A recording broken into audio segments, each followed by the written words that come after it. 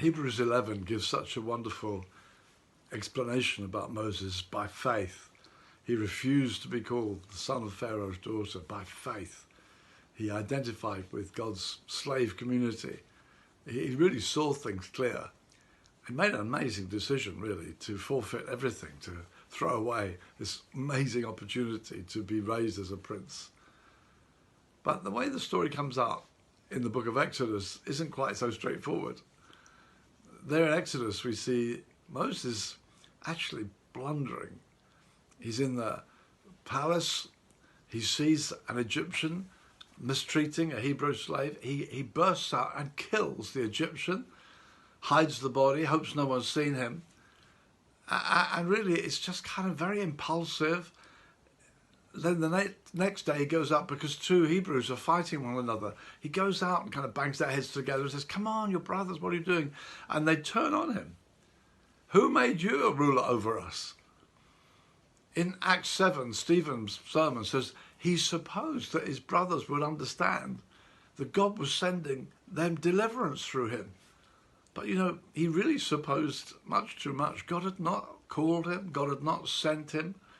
He was running ahead of God. It's always a dangerous thing to do. Somebody said that God has more problems with those trying to help him than he does with backsliders.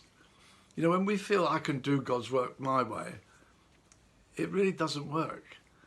To be a servant of God, you need to be called by God.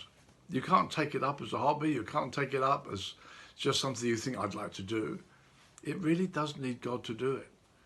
And to deliver Israel from Egypt is going to take signs and wonders and incredible things where God will reveal his power and his majesty. So Moses is quite out of line.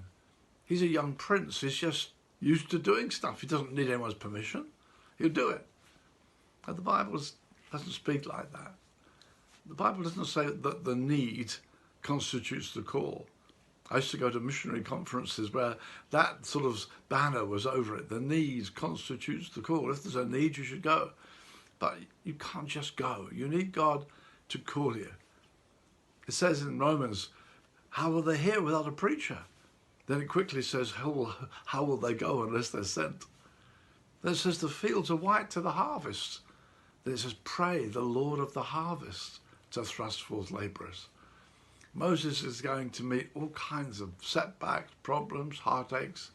He needs to know God's called him. God sent him. Otherwise, he'd probably give up. Serving God is tough. It's demanding. You really need to know God has called you. God has sent you. If he has, hey, he won't let you down. He'll stand by you because it's his work and we do it in obedience to him. Be careful about rushing ahead of God.